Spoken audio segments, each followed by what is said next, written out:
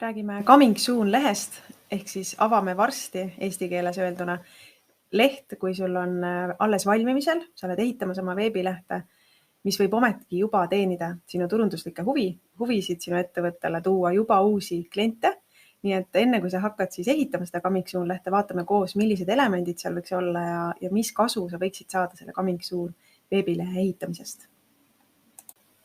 Võimalused, mida ma Coming Soon lehega ära kasutada, on number 1 esikohal, ütleme nii, et top 1 igal juhul ületades pika puuga kõiki muid kasusid on see, et sul on võimalik juba hakata koguma siis oma potentsiaalsete klientide kontakte.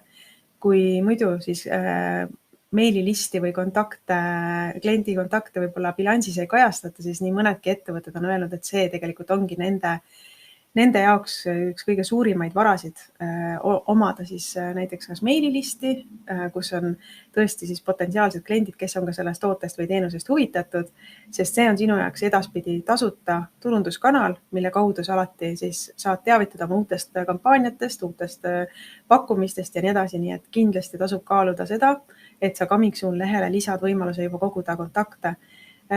Tasub luua kindlasti meilihaldusprogrammis konto. Eestis on näiteks Smiley, MailChimp on väga tuntud, mina ise kasutan MailerLite, üks Leedu startup.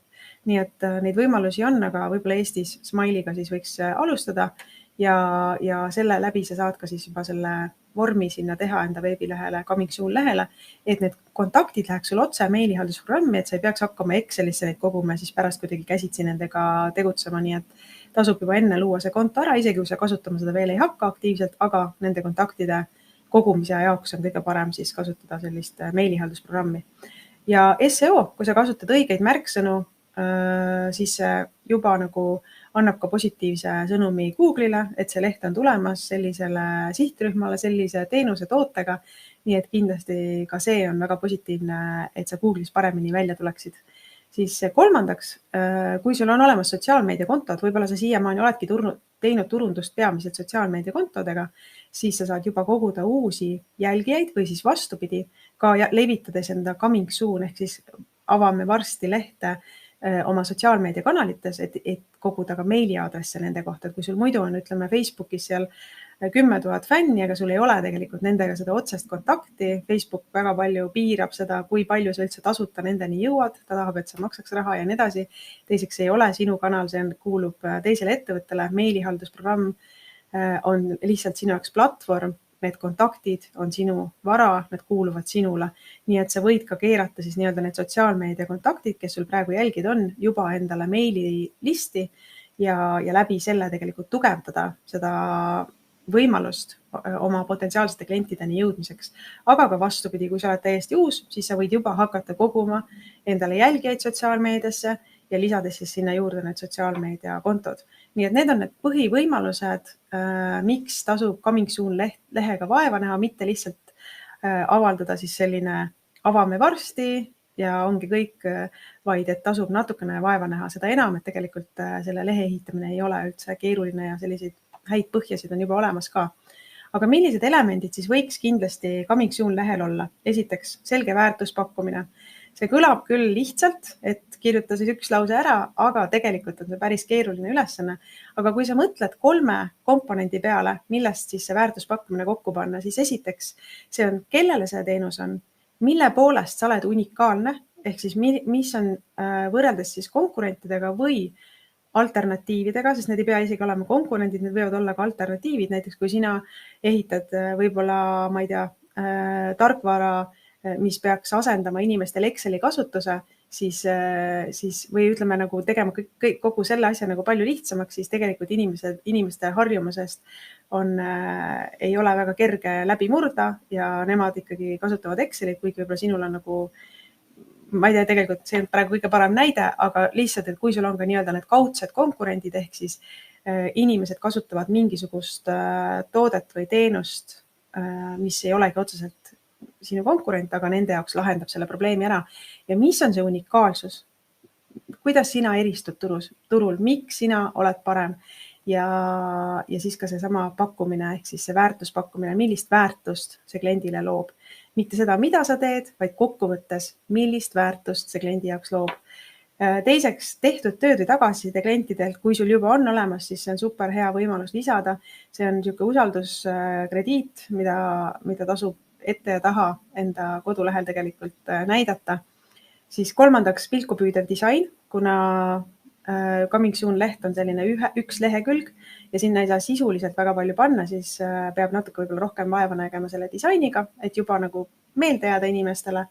CTA ehk siis üleskutse, ehk siis mida inimesed võiksid teha, ütelda neile ja tõenäoliselt see võiks olla siis kas kontaktide kogumine või siis näiteks ka, et mine jälgi meid Instagramis või pane meile Facebookis, vaata meie kontot või mis iganes üleskutsega, kindlasti seal võiks olla see üleskutse üleval.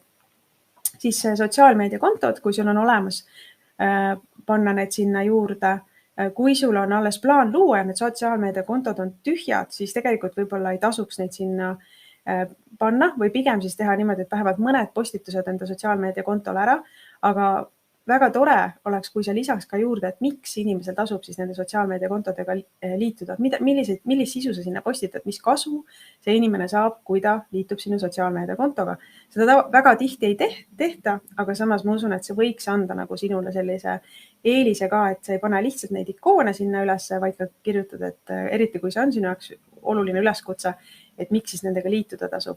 Siis kontaktide kogumine, siis meiliaadresside kogumine ja ajaloendur, millal see veebileht siis valmis saab. See ajaloendur on muidugi sihuke triki küsimus, aga samas see võib olla ka sinu jaoks selline hea väike piits nii-öelda taga, et siis ikkagi oma veebileht selleks õigeks kuupäevaks ja lubatud kellaajaks valmis saada. Ja vaatame mõned näited ka, et siuksed lihtsamad lehed, veebilehed siis või Coming Soon võimalused. Näiteks siis, kus ka on eesmärgiks siis koguda meiliaadressi ja ei öelda siin, et lihtsalt liitu või saada, vaid öeldakse, et anna mulle märku, nii et nupule tasub ka kirjutada, et mis kasu siis inimene sellest saab ja mitte ainult siis, et telli nüüd või osta nüüd või liitu nüüd, vaid et mida inimene saab. Et näiteks notify me, see tähendab, et siis et ma saan teada esimesena, kui see veebileht on avatud. Siis siin on minu meelest hea selline väärtuspakkumine, et on välja toodud siis hästi selgelt ka, et mis on see nagu see väärtus, põhisõnum. Elu on liiga lühikene, et igavaid või selliseid tavapäraseid puhkuseid võtta. See tõotab siis nendele seiklusvimulistele inimestele midagi põnevat, nii et see tegelikult on selline huvi tekitamine. Ja kui sa mõtled ka nagu Coming Soon, siis tegelikult kui sa otsid infot ja guugeldad, siis selline launch ehk siis eesti keeles lansseerimine on omaette turundus selline tegevuste jada. Ja näiteks kui filmides lastakse treilerid juba aasta aega varem ette ja nii edasi, et kõik see tegelikult kütab üles seda põnevust, nii et ka see Coming Soon võib olla sinu veebileht, kus on juba, sa kütad üles seda põnevust ja tekitad inimestes sellist FOMO, mis on hästi tugev psühholoogiline selline sisend ehk siis fear of missing out ja see omakorda siis tegelikult, et sa võid tekitada siis inimestes sellist himu või soovi siis juba varem või olla siis see esimene, kes teada saab, kui see asi avatakse, et ta kindlasti seda maha ei magaks. Nii et selline uudishimu on kindlasti väga hea psühholoogiline päästik, mida siis oma Coming Soon ehk siis avame varsti lehel kasutada.